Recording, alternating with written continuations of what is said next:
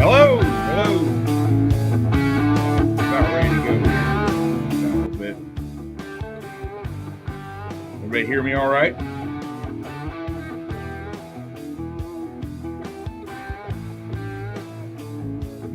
Yeah. FDR sure did give the what's that there? Yep. I got that in my talking points here about Social Security. You go ahead and remove that here. So, yeah. How many people? Well, I got 3 people watching. Woo! Yeah, Social Security was was passed signed into law on August 14th, 1935 by FDR. It was supposed to be to help people during the Great Depression, which also included unemployment insurance. Reason they did this is because back then there wasn't really any products for any type of retirement. There was no 401ks. There was no IRAs and stuff like that. You had savings basically, and this was just to help during the Depression. It was, government always has good intentions, but that doesn't mean it's always a good thing. But and then in 1954, President Eisenhower expanded SSI to include 10 million more Americans by opening the program to self-employed farmers and domestic employees. So, every president added or did something to it pretty much. And in 1960, Eisenhower also added SSI disability, which, there's I've looked up things and seen that Social Security can actually be collected by immigrants that's never even worked here in the United States. So we'll get to that here in a little bit. And 1965, LBJ, he expanded it he was one of the biggest expanders of Social Security. He added the Medicare and Medicaid Act to the Social Security. And then he also opened there's a big dispute on whether or not the trust fund was added to the general pot or not. If you look it up, they're like, that's false.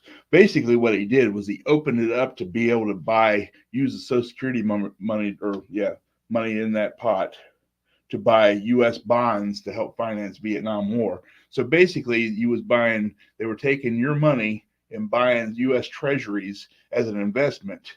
So that basically means that they were just taking your money and using it for whatever. And that's where they get the idea of the money's not actually in there no more. It's a bunch of IOUs, actually. Yep. And in 1977, President Carter signed a bill to raise taxes and lower benefits to try to shore up programs' long-term problems. Because basically what's happening is the money coming in is dwindling and the money going out is increasing. So everything that you've paid in already or the people's paid in retired is gone. It's not there. So what we're paying in before we retire is paying for those people. And then let's see, 1983, President Reagan also signed a bill to actually increase rates on the self-employed. That basically added more taxes to the self-employed to go towards Social Security. And he also started taxing Social Security. I think it was 50%, up to 50% of your Social Security could be taxed, thanks to Reagan. Reagan had his good points, but there was other things that he signed in that, a lot of things I don't agree with. Of course, you got to take into account the fact that he had a Democrat Congress too. So there was a lot of negotiating and trying to get things done, and so he had to basically give in on a few things. Yeah, okay. Under Reagan, up to 50% of recipients' benefits could be taxed. Clinton raised that to 85%. And then also he also signed legislation that denied disability benefits to people whose disabilities were related to alcoholism and or drug addiction. And then President G.W. Bush oversaw the largest overhaul of Medicare and Medicaid by the Drug Improvement Act and Modernization Act of 2003. It was basically a drug prescription added to the Medicare program. But let me turn this off here real quick. Remove from studio. I got a couple little clips here of different things that kind of explaining this. Discord. Nice. Let's see what's this say. He started entitlements. If you live in a city during the Depression, you were screwed. Not to mention desperate. Yeah, pretty much. Of course, almost 50% of the population actually do not pay any actual federal income tax, so they really don't care. They get, they pay in $5 and they get $50 back, so they really don't care. That's a whole nother story. So we're going to bring up another video here of something interesting here. SSI Ponzi scheme. At the beginning of the pandemic, The government has spent trillions of dollars on direct stimulus payments, enhanced unemployment benefits, and Biden's recently passed trillion-dollar infrastructure bill. The national debt recently surpassed $30 trillion, which is well in excess of the country's GDP, and it shows no signs of slowing down. The nonpartisan Congressional Budget Office expects the debt to explode to more than 200% of GDP by 2050 under the current policies. This would make the US one of the most indebted major nations on the planet. While the national debt numbers sound scary, America faces another fiscal problem which will be far more difficult to solve.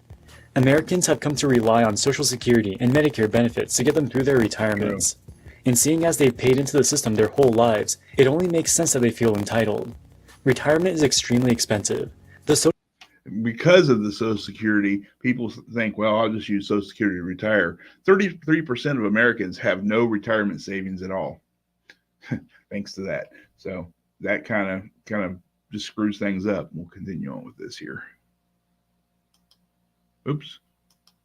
Americans have come to rely on Social Security and Medicare benefits to get them through their retirements.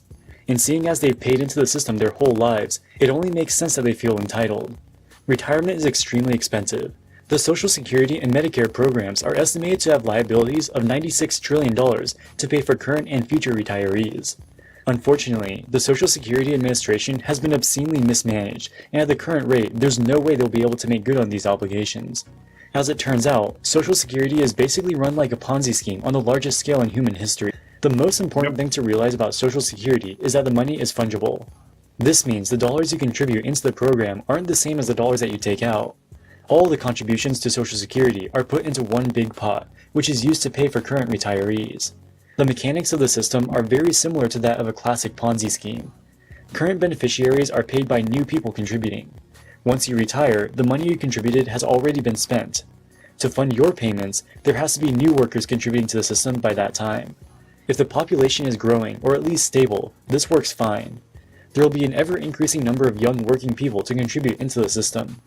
The most important metric for the health of the Social Security system is the ratio of workers to retirees. In 1960, there were 5 workers for every retired person. From the 1970s through 2010, the ratio was stable at around 3.3. With 3.3 workers contributing to every retiree, the Social Security Administration has more than enough income to pay for their benefits. However, since 2009, there's been a persistent downtrend in that ratio. As of 2013, it has fallen to 2.8 and is even lower today. The Social Security Administration has built up a massive trust fund of almost $3 trillion. If they invested this in the stock market for an average return of 8%, they would make more than $200 billion of investment income on average per year, and Social Security would probably be solvent. Unfortunately, 100% of Social Security's assets are invested in government bonds. This is what I was talking about. Back in the early 2000s, these basically IOUs, government bonds, are pretty much useless, especially with the inflation rate the way it is right now. Because the inflation rate back, what was it, 1.3% under Trump, and then now they say it's like 9%. Yeah, so even if you invested in something 5%, you're still losing money, but it's really losing money now. Let's see here. Bonds were yielding about 5%, so it wasn't that bad. Yep. Interest rates have fallen precipitously since then. The average interest rate on newly purchased bonds has fallen to less than 2% in 2022. That's less than inflation, so the real yield is negative. Exactly. The easiest solution would be to increase the retirement age to reflect the increasing life expectancy. Or you could decrease the benefits. The best thing to do is wean ourselves off of it. The guy I listen to on XM, Andrew Wilkow, he has a pretty good plan to how to kind of sunset Social Security. And because eventually it's not going to work. It's not going to be there. Let's go ahead and pull this off here. Yeah, so it's going broke because there's no money. The money's not there. What is it? $5 trillion. Where's that at? Let's see what I got here. Yeah, right now the amount of money the federal government has borrowed from the Social Security Trust Fund, the Medicare Trust Fund, and other government agencies crossed the $5 trillion mark. so yeah, their money's not there. Did you go in the Depression? I've done the research in Titanic, and there's a connection. There's also bankers aboard who, yeah, I had to look into that. I really don't know much about what caused. I mean, there's all kinds of things. I've heard different, reasons, and I've never really looked into it. So that's something I got to look into sometime. I really don't know nothing about the actual cause. I've heard different stories, like I said. Yeah, I'm gonna bring up something else here real quick. Problem is, older people make up Remove this from the studio video file. Here's another one about Social Security. Pretty good here. When Franklin D. Roosevelt signed the Social Security Act in August of 1935, he hoped that he could offer millions of elderly retirees a safety net. However, today, Social Security pays out more than it takes in and costs an eye-watering $1 trillion every single year just to run. Nearly a quarter of every single tax dollar goes towards paying Social Security. Social Security is quite possibly the worst investment one can make, as it doesn't even give back what one puts in. In the early days and for the past couple of decades, Social Security has actually been profitable. But instead of investing and growing this money to pay out beneficiaries in the future, this profit was loaned out to other government sectors. For decades, this wasn't a problem. But as the baby boomer generation is retiring, we are seeing a large influx of beneficiaries and a sharp reduction in contributors to the fund. The Trump administration has confirmed that at today's burn rate, Social Security benefits will have to be cut at around 2035, unless of course Social Security taxes are raised even more. Social Security has been stealing money from citizens for decades, as it usually doesn't even pay back what was put in. The way Social Security works is that people who are working today are essentially paying for the Social Security checks of the current senior citizens. And when these guys retire, the younger generation will pay for their checks. The problem is the recent influx of Social Security beneficiaries, which now stands at 64 million people. Not only is Social Security money being drained at a pace where benefits will be slashed, but also these beneficiaries are not even getting back what they put in. In fact, the Heritage Foundation found that the average beneficiary received a solid negative annual return of negative 0.04% to negative 14.53%. Social Security costs the average person 12.4% of their gross income every single year. The average American household making about $60,000 a year for 40 years will end up contributing about $300,000 to Social Security. And I forgot to mention, Social Security checks are eligible for income tax when paid out.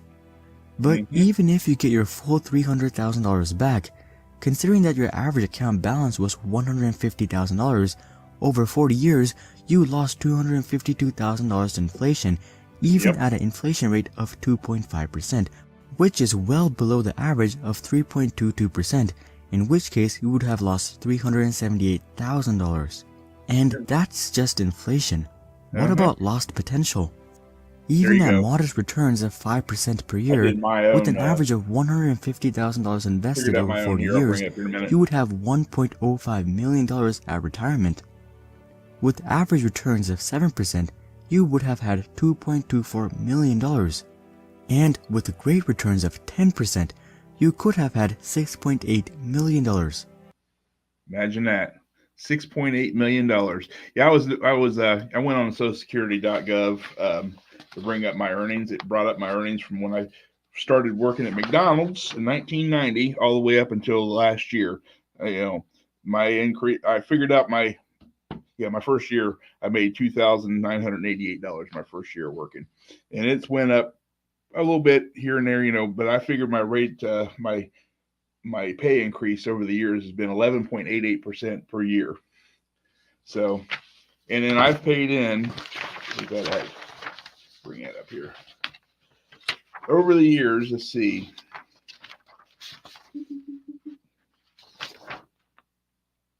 Okay. Yeah. According to that, I paid in a total of $165,000 since I've been working. That's just what I paid, 6.2%. Now your employer pays 6.2% to your Social Security too. So basically that's your income, because they lower your wage basically to take care of your employment taxes. So a total of 12.4% is taken out for Social Security, and then the remainder up to 15% is taken out for Medicare and Medicaid. So let's see. I paid 12% of my income for the last 32 years. I figured my annual pay increase each year was an average of 11.88%. If I was able to invest that money into a 401 or IRA instead of going to the government, my balance would be around $320,000 with very modest investments right now. By the time I turned 65, I'd have $3.2 million. And now there's ways. They're talking, like I said, they're talking about if you could privatize it or make it optional. How come if it's such a great idea, why isn't it optional? Why can't I opt out of it and decide to do it myself? Because basically what you're doing is you're putting in money in the government. Say if you walked into a place for investments and they had this sitting there as an option. Here you go. You pay in 12.4% of your income every year. And then when you turn retirement age, you'll get X amount of dollars. Well, if you die before that age, nobody gets that money. That money's gone. And if your kids are above, if you pass away before you retire and your kids are above the age of 18, they don't get the money either. So it's gone. So, or even if you started collecting on it and you pass away, you only collect for maybe a year or two after you retire, that money's gone. Now, would you buy that kind of financial package for a retirement plan if you was going to an investor? I don't think so. It's just ridiculous. Now, my buddy Andrew, my favorite talk show guy, Andrew Wilco, talks about was sunsetting it. So basically, like someone like me, my age, I could choose either to stay on and collect or go ahead and take maybe a lump sum of what I've paid in and take that back. So basically, I would have what did I say? 165,000. So, oh yeah. And if I could cash out now for the full amount I paid in and add it to my current meager retirement savings, because I didn't start actually saving retirement until I started working at Walmart, really. So I would have close to 1.5 million by the time age 65. Now, if I'm elected to collect anything at all from Social Security, I plan on waiting until I'm 72 to retire. So right now the way it is, I'll be lucky to have $500,000 when I retire, which isn't much. $500,000. The rule of thumb is $1 million would give you maybe $70,000 to $100,000 a year retirement. That's if the stock market's not screwing up and crashing like it is. Yeah, you're right, Luciano. 401 gold and silver. I mean, one thing about gold, during when Carter was in office, I think gold was $312 an ounce, something like that. And in 2 years, I think the inflation was so high. By the time Reagan got in office, I think it was like $1,100 an ounce. It's ridiculous. So yeah, that would be a good investment. Oh, another thing too. You tell me. You go look in the Constitution. Show me where it actually states where the government gives the government power to actually collect taxes for a Social Security program, to actually force you into a program for retirement. It's not there. Then they say, well, it's constitutional because it's under the tax provision, the amendment. Well, in that case, they always say Social Security is not a tax. It's you're going into your trust fund. Well, if that's the case, then it's unconstitutional. But then their argument is it's not. It's under the tax thing. So basically, it is a tax. So it's not going into a trust fund. You don't have an account. You can't go and withdraw it. You can't do nothing with it. So it's gone forever. But let me bring up something else here. New file. Oh, this is good. Biden talks about how when he was on campaign trail up against Bernie and stuff, how he's never ever threatened to reduce Social Security benefits or anything. This is good here. Implies the way he says things. Speaking of negative ads, my Lord, Bernie, you're running ads saying I'm opposed to Social Security that PolitiFact says is a flat lie, and that the Washington Post said is a flat lie. Time and time again, talking about the necessity, with pride, about cutting Social Security, cutting Medicare, cutting veterans programs. No. You never said that. No. You were not a fan of Bo Simpson? I was not a fan of Bo. You were not a fan of the balanced budget amendment, which called for cuts in Social Security? Oops. Come on, Joe, you are. Look, here's the deal. You're an honest guy. Why don't you just tell the truth here? We all make mistakes. I am telling the truth. Joe, let me repeat it again. I want you just to be straight with the American people. I am saying that you have been on the floor of the Senate time and time again talking about the need to cut Social Security, Medicare, and veterans programs. Is that true or is that not true? No, it's not true. When I argued that we should freeze federal spending, I meant Social Security as well. I meant Medicare and Medicaid. I meant veterans benefits. I meant every single solitary thing in the government. And I not only tried it once, I tried it twice, I tried it a third time, and I tried it a fourth time. When I argued that we should freeze federal spending, I meant Social Security as well. Is the I meant Medicare and Medicaid. Right here, I meant veterans benefits. I meant every single solitary thing basically in the government. And I not only tried it once, I tried it twice, I tried it a third time, and I tried it a fourth time. So, yeah, of course, we all know that Biden pretty much lies about everything. So, yeah. And let's see here. Obama, he was talking about, he actually tried to do something here. There's been a lot of talk about people the government wanting to take over private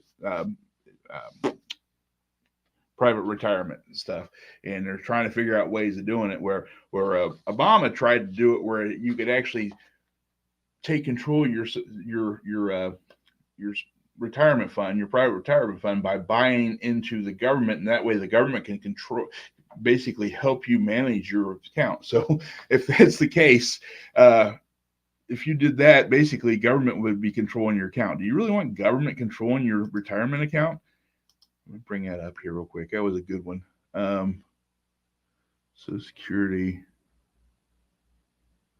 There you go. This was taken from 2010. I think it was 2010 from Fox, but we'll do this real quick. So you've been socking away all this cash. Now the government's looking to cash in. New questions today about the future of your retirement money as we get word the government wants to help manage it. The head of the U.S. Consumer Financial Protection Bureau saying, quote, that's one of the things we've been exploring, and guess what? We're interested in it. Lori Rothman, I'm a little concerned about that, to say the least. I'll try to bring us back up again.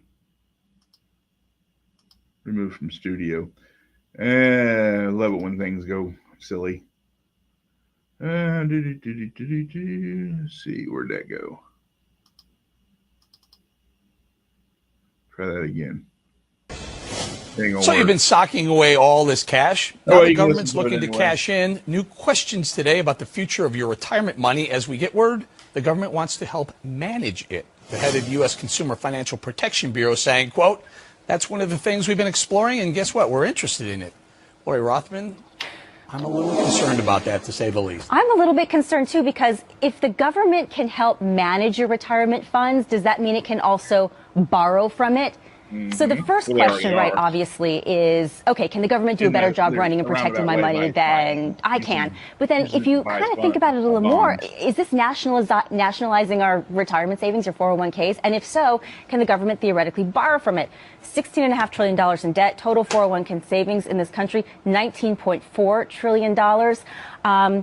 Add to that the fact that you have a tremendous number of baby boomers starting to retire now. And, you know, the Consumer Financial Protection Bureau is like looking for this so-called rollover phenomenon where all of these retirees are coming in and they're looking to cash out now. Why do they want access? Right. I'm guessing it's not for me, right? So the CSFB is saying they are concerned about baby boomers becoming victims of financial fraud. So again, are you the best police officer for your own investment funds, or is the government? The government, of course. But can they borrow against it? That's the $64,000 question. Once they get their hands on it, can they say, well, we have this big pool of assets over here. Let's just take a loan, like a house. They take a loan on a house. And here's the issue, too. Right now, how is the government paying its bills?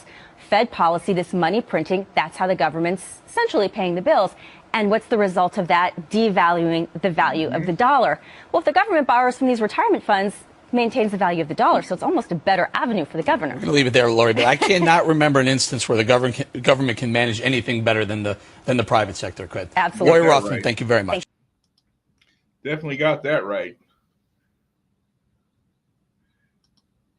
Yeah, Illinois. Yeah, you're right. They are. Well, their retirement. Actually, their pensions funds are broke. As especially, I mean, for the union work, the city unions and stuff. What would you say here? I thought Social Security was paid for by us. Well, yeah, I mean, it is paid for by us. What we pay into Social Security actually funds the people on Social Security now. So, yeah, we've been stealing from it since. Well, basically, it started right around LBJ, Lyndon Baines Johnson, during the Great Society and all that fun stuff. He was a real winner too. Yeah, what we got here? Yeah, I'm planning on buying some gold and silver myself. I'm probably going to start off with a bunch of silver because it's cheaper and plus it still holds its value and you can actually use it as cash. It's not like, you got a gold coin. You're not going to get change from a gold coin for buying something. What's this say? The arrogant big shots who insist on keeping their money in the stock market are going to take a big hit. Every honest economic says they'll lose everything. Well, if you got a 401k retirement plan, that's where it's in. It's in the stock market, stocks and bonds. I mean, I look at mine. I mean, it's been going fluctuating left and right, up and down like crazy. I mean, this last week, it went down 1.8%. I lost 1.8%. I think it was. It's gone up quite a bit, but then it just keeps dropping back down. But at this point in time, unless something major happens, we actually have a crash, I'm not going to worry about it because I'm not planning on taking it. And if things iron out like they have been, then it will make money eventually. Yeah, most pension plans are broke. You got that right. Let's move this from the stream here. Okay. Yeah. Video file. Here's an interesting thing.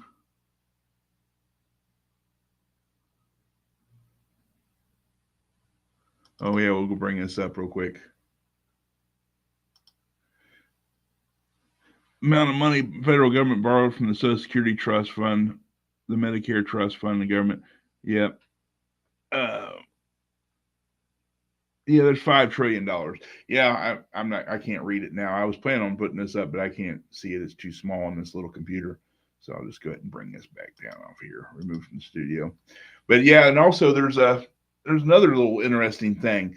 If an immigrant comes here, well, we already know that the illegal immigrants are finding a way to get this stuff with, ID theft and stuff like that. But even if an immigrant comes here and gets a green card and he has, with certain countries, if he has so many hours, quarters worked within that country, then he can start collecting our Social Security, even though he hasn't paid into ours. He paid into his government. So what I've read everywhere, we're not getting reimbursed from this from these other countries. And another thing they can do also is they can come over here, get a green card or become a citizen, collect at 65, collect Social Security, and then they can just move right back to their own country and still collect our Social Security, even if they're not a citizen, if they just have a green card. What's that? Oh.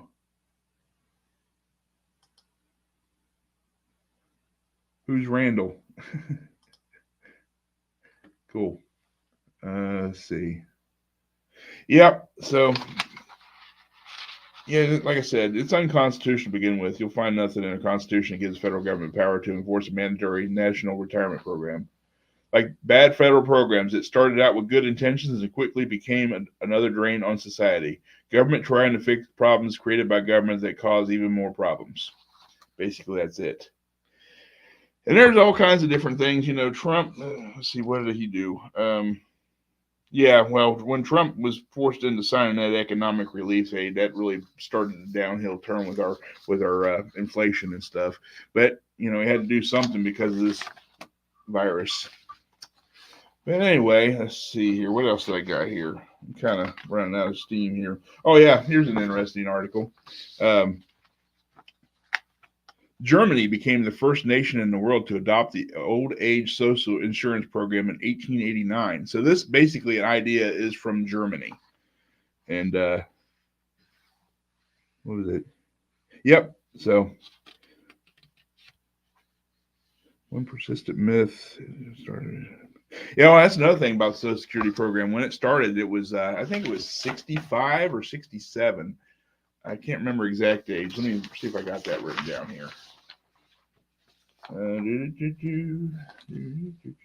I don't have it on there. But yeah, most people didn't live past that point. So, you know, it was a good idea. It was nice, and you didn't have to worry about people collecting. And if they did live that age, they maybe collected a year or two. Now the average age is like 80 some years old. So people's, you know, living 10, 15, 20 years sometimes on Social Security itself. Oh, absolutely. He would have for sure, Skid Row. Of course, he might get a second chance here again. I'm hoping something happens. I mean, I'm voting for Trump in the primary, but whoever gets it, if DeSantis decides to run and he gets it, I'll vote for DeSantis in the general. I mean, I'm hoping it's nobody other than those two, because I really don't care for what's her name, Nikki Haley, and definitely don't want Pence or who else? Oh yeah, Liz Cheney. That's a good one. It's funny how that works. Back when Bush was president, you know, the Bushes and the Cheneys were horrible, evil people by the according to Democrats. Now, since Trump's been in office and they went against Trump, the Democrats love the Cheneys and the Bushes. They're best friends. I'll be mowing grass. Yeah, pretty much. I'll be driving truck probably until I croak.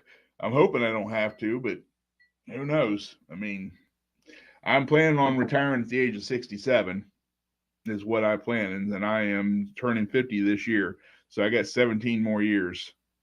So what's that? The vids, my man. What vids? I pretty much put everything up there as I had. Let's see what else I got here. I got some articles you can read here about some stuff here. Oh yeah, SSI takeover article. Let's see here. And of course, it's not going to work. Yeah, I don't know what the hell's going on with that. There it is. But it's for some reason it doesn't want to. Government takeover. Yeah. Like I said, they want different ways. They're trying different ways to get their hands on it because what is it? Well, back when I first read the article, it was 19 trillion in debt, and there was 23 trillion dollars worth of assets in private Social Security or retirement funds. Of course, now we're what, 32 trillion dollars in debt, which is ridiculous. Yeah, and Biden spent what, $4.5 trillion his first 2 years in office.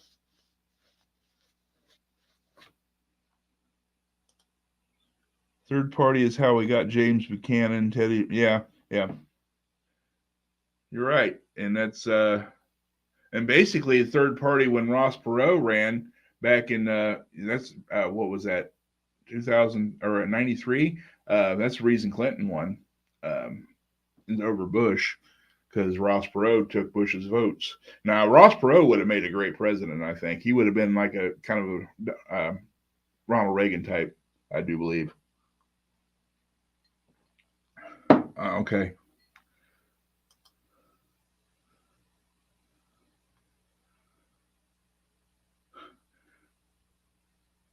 $30,000 on my shoulders to accomplish. Yeah. Well, like I said, it's interesting. If you ever gone on SSI.gov, you can pull up your file. They have all your information of how much you made and how much you paid into the program. You know, so like I said, Medicare, I've paid in $19,481, and my employer paid $19,481. So that's on top of the $81,398 and $83,345 for Social Security. So that was yeah, it's amazing because my daughter, she's just turned 22 a week ago or so. She's all upset. When she did her taxes, she didn't get that earned income tax credit because she actually made more this past year than I did my second year of driving truck. I think 2002.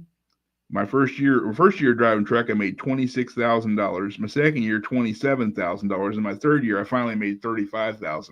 My daughter made $30,000, so it's pretty sad. Yep.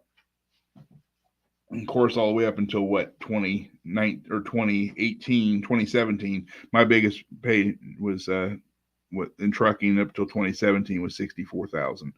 But yeah, and that wasn't even that was because I part of that year I started working at Walmart. So 2016 was my full year at Heartland, my last full year at Heartland, and I only made 54,000 that year. So that's a lot, not much money for driving truck, but yeah, then they took out lots of money, lots and lots and lots of money. So what are we talking about here? Damn boom. Yeah, we need a freaking boom. I have a feeling, well, things are just going to get worse because for the next couple of years, because there's no way that they're going to get anything passed with Biden in office and the Democrats controlling everything. They can just try to hold up their agenda as much as they can. But yeah, I don't know. I'm pretty much done with this now, but yeah, I'm running out of steam here. So food shortage. Oh yeah, food shortage. Well, the funny thing is we got all these train derailments and truck tanker crashes here lately. And then there was a lot of food processing plants on fire, and the whole thing up in Palestine, Ohio, is just terrible. And it's pretty bad that at first Biden and FEMA said they weren't going to do anything, and then Trump come out and said they were going up there, and not. But very soon after he announced that he was going up there, and Biden come back and they promised money for federal funds, FEMA funds for the thing up there. But that's just terrible. I mean, yeah. What we got here? How's the trailer? Anything else?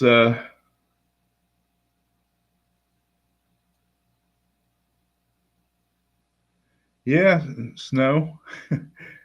Yeah, they're talking about what 70s here in Ohio Thursday, but it's supposed to be really windy, or 60s, and then it's supposed to drop down on Friday back down to the 30s. I want to start investing in some MREs and stuff like that to have just in case, and I need to start looking into that because I really, if something happened, I'm pretty much screwed.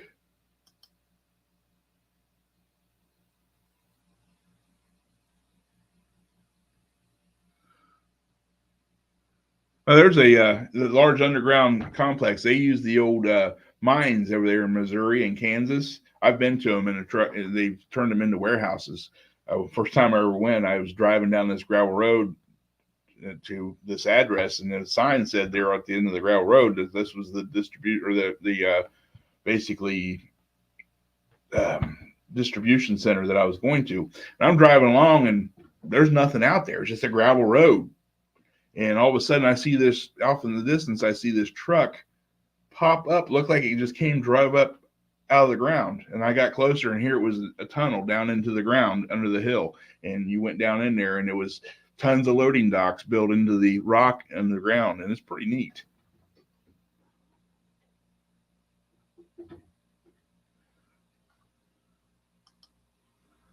Yeah, it has been open for quite a while. There's quite a few of them actually. There's a bunch of salt mines and stuff under Michigan and everything up there too, and under the lakes and stuff, I've heard. He said 100 trucks were dropping off their trailers. I don't put it past anything. I mean, these whole balloon things going in here, I mean, it's just distractions because they're really, really trying to push, well, for one thing, one world currency eventually that's what they want, and plus they keep giving into the UN. Eventually we're going to have a one world government. So there's a article I heard about, I have to look into it more, where they're actually, the next pandemic and stuff, we're actually passing laws to say that during the next pandemic that our government can be overridden when it comes to pandemic, things to do with the pandemic by the World Health Organization can control our government and make us do what they've decided to do to help stop the spread, which is very scary for sure.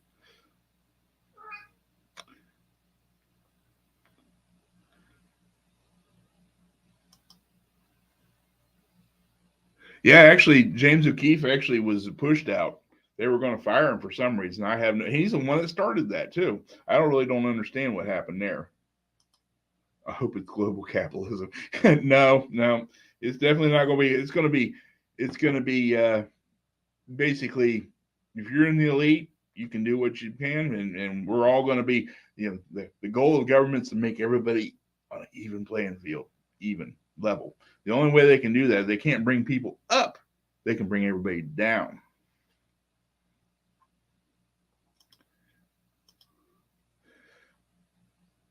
Who knows what is true? I mean, one thing, we're starting to run out of conspiracy theories because most of them are coming true. There's a lot of different stuff I get into, and it's really scary what's going on. I mean, at my work, we've kind of slowed down here, but one nice thing about working where I do with the big corporation, there's always going to be people, even if everybody's on welfare, they're going to still shop at Walmart. So I'm still going to be working. Hate to say it, but it's the way it is.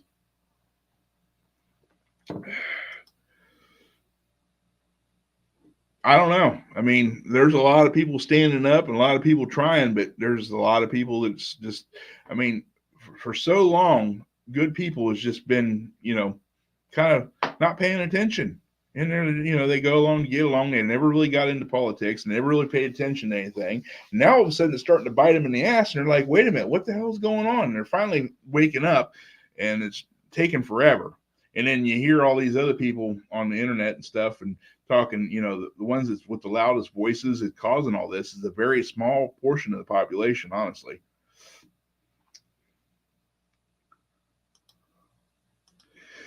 Yeah, it's so easy to fall into that no currency thing because I use my Walmart Pay on my phone and stuff, and I use my Walmart credit card, and I get 5% back, and it's just so easy to do that. I try to do cash, but every time I turn around, I'm like, hell, I don't feel like going to the ATM, but I need to start getting some cash backed up in here. I need to buy a safe and start. Let's see, what's this say? Telling us 300. Yeah. The machine is powerful. Yes, it is. It is very powerful. You think about it, all this crap with Biden. Now, all this stuff with Hunter Biden, if this would have been, tables been turned and they had all this stuff on Donald Trump Jr. or anything like that, he'd already been in prison. They would have been gone a long time ago.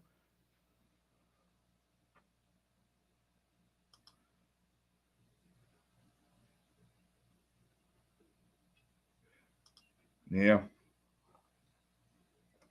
It's pretty sad, but the scary thing about that is if they do indict, and they do push out Biden before his time or whatever, you really want a President Harris? That woman is dumber than a box of rocks. She is about the dumbest person I've ever known.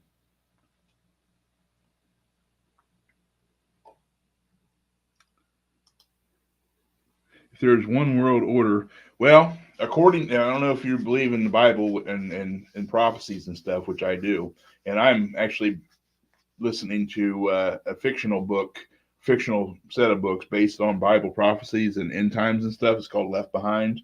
I've already listened to the whole series probably 10 times before, but I'm listening to it now. What's going to end up happening, and I believe this to be true, is there's someone's going to rise up, whether it's the UN or something like that. He's going to come from like Eastern European or something like that. He's going to come from that area, and he's going to rise up talking all kinds of peace, talking all kinds of good stuff, and he's going to have everybody fooled. And then eventually they're going to bring us all together into one world government. And there's a lot of people that think that's a great idea. And that's what's going to happen. He's going to actually do that. And during this time, I believe the rapture is going to happen too. So if you're not saved or whatever, and Jesus comes back, we're stuck here on earth. And now there's still, according to what I've understood there's still a second chance, but you're going to have to live through all the tribulations and everything afterwards, and you'll witness the one world government and the rise of Antichrist, which will be the person that comes from Europe and promises peace and everything. So yeah, so we'll be going to all one world currency, and eventually during that time too, there, one world currency is going to turn into where you have to actually get a implant of a chip or a mark, and that's basically the mark of the beast, and you will not be able to buy, sell, or anything without that mark. So if you're live during this time, you're going to have to basically like an underground market and skim to survive, and you're going to be hunted down and prosecuted and persecuted and possibly killed during this time.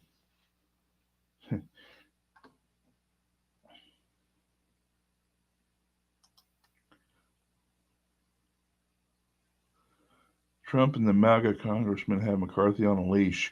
Well, with that, it's kind of like I've said one time before, it's kind of a good thing that we didn't have the red wave as big as we did, because McCarthy would have got in as speaker without any type of stipulations or any type of deals.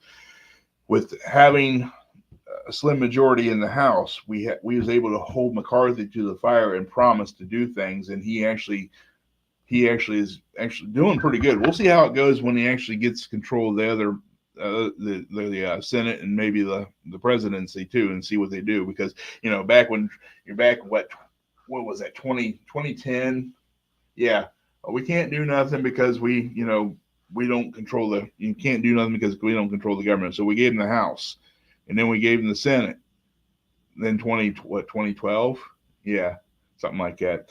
And they still complained they couldn't do nothing. And then when Trump got in office, all of a sudden in 2016, 2012 and in 2016, we got House, Senate, and presidency Republican. And then all of a sudden, all the promises they made saying they were going to do, they never did. They never cut taxes. They never canceled Obamacare. They kept saying they couldn't do it. It's got to be pragmatic. It's a bunch of bullshit. And that's why I blame the Republicans more than anything. Democrats are going to be Democrats. They're going to do what they're going to do. But when you actually have control of the government, like we did, and they don't do nothing, they sit on their hands. Paul Ryan and Mitch McConnell, they're the biggest frauds in the government.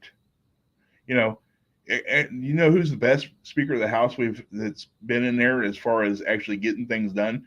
And you're going to be fun. You're going to freak out when I say this. But Nancy Pelosi actually got shit done. We don't agree with what she did, but she was very, very persuasive, and she got her way. We haven't had anybody as a Speaker of the House that's actually done that actually went on our agenda and did what they promised.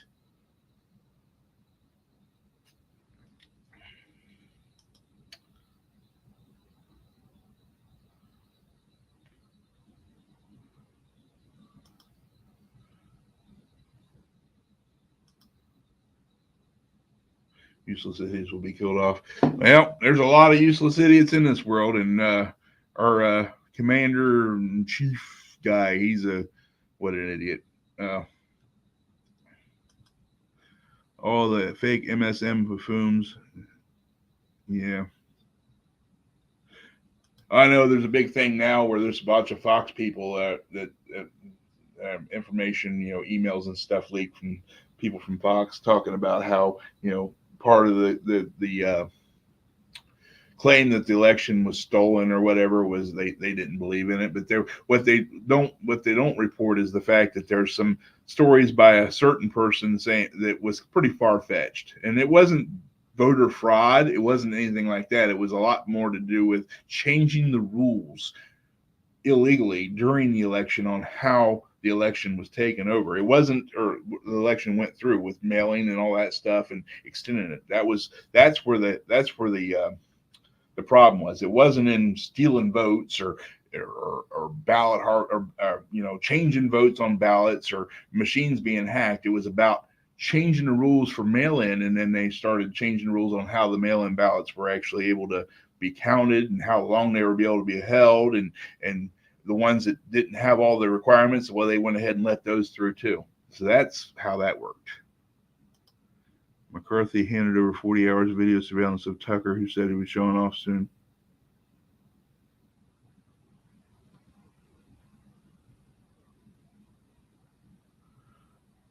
Yeah. Yeah, I heard about that video surveillance. I'm waiting. I'm anxious to see what that's like. The biggest hoax. The biggest hoax.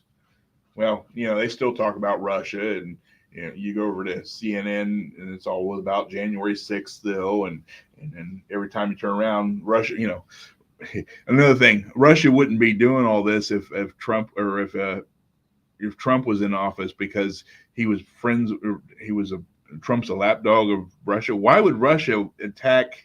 I don't know. I'm not getting into it because I don't have the notes or nothing for it. So, yeah, he was a good speaker. Yeah, Gingrich was.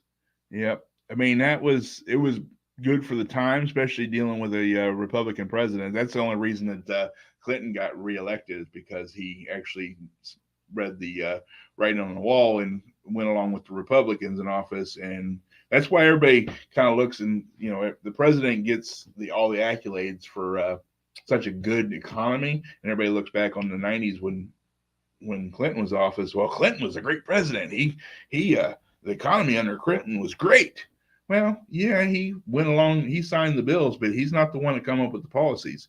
That's where everybody gets the wrong idea. The president's not supposed to be there. He's just supposed to enforce the laws. He's not supposed to do anything about the budget. He's supposed to just sign laws or veto them, and that's it. The Congress is the ones that's supposed to make up the laws.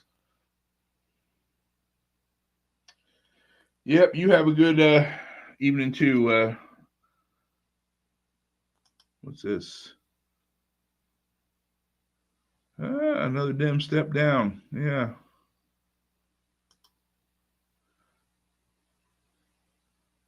Rebound from the Reagan era. Yeah. There's a few things, like I said, Reagan was a great president. There's a few things he was pretty much bound because he had the Democrat Congress and stuff. And there's a few things that he did, trying to win favors and stuff. He actually gave amnesty, trying to get more popular votes for the Republican Party, which is a bad idea. And a few things here and there he didn't, like tax and Social Security and all that stuff, but he was doing it, trying to fix it. And of course, it's a bad idea to begin with. It's a Ponzi scheme. It should never be. It needs to. Oh, that's what I want to do. Okay, here we go. There was one more video here. It's just it's audio basically of Andrew Wilkow, the show I listened to on Sirius XM. His idea of how sunset and the Social Security would be good here. Let's see. In Social Security. You how to rein in Social Security, and I could tell you how to pay down the deficit. As far as tax cuts and spending cuts, there is a very, very simple way to deal with these programs, especially Social Security. Very simple. You see, you start with a hiring freeze at the Social Security Administration. And as workers retire from Social Security, you do not refill their ranks with new SSA workers.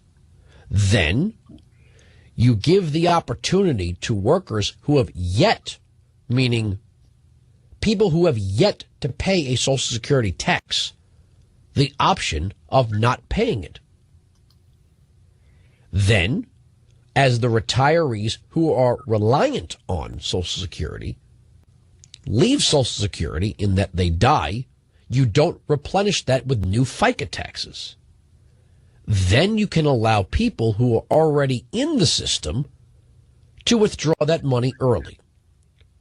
Now, if you said this to a liberal Democrat, they would start to kick, whine, and scream that you're going to collapse the system. Yes, you will. Now, here's something you should know. He did. If people stopped paying in now, and we stopped hiring to reduce the size of the bureaucracy, to reduce that, you wouldn't, if you have fewer people buying into it, you wouldn't need as many people to manage it. You make good on the contract you made with the people who are reliant on the program.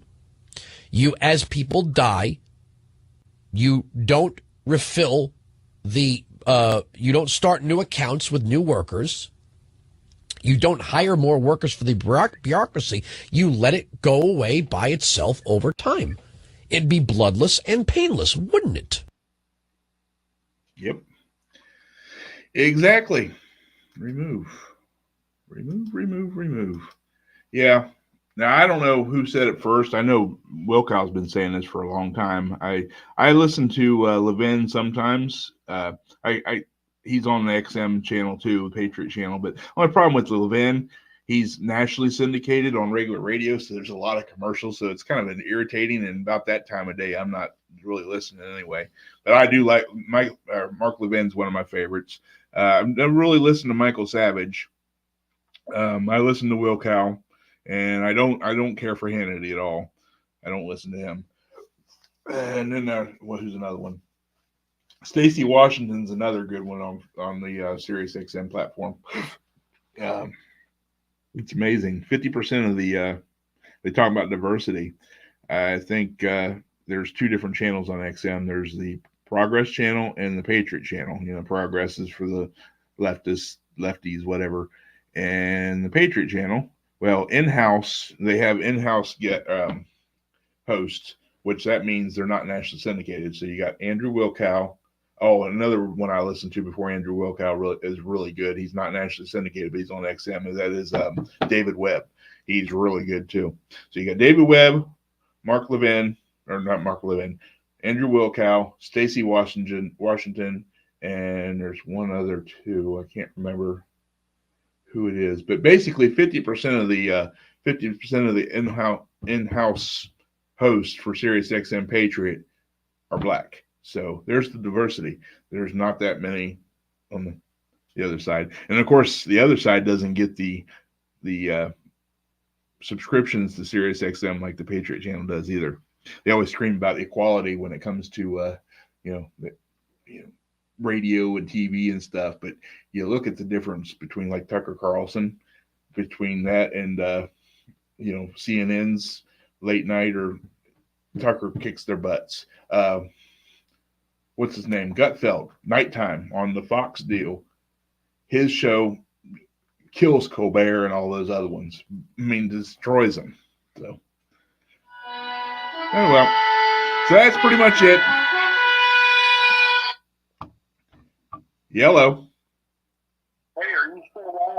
Yeah, I'm still on, but I'm about to get off now. So I think, okay. Yeah, I'm fine. You're on with me. You back. No, that's fine. Okay. I'll call you back in a few minutes. Bye. All right, bye. All right. Well, thanks for watching. It was kind of it didn't go as smoothly as I thought, but yeah, I'm still new at this, and I think my lighting and stuff's better this time around. But yeah, I'm going to do some other things here and there. I'm going to put some more videos up here.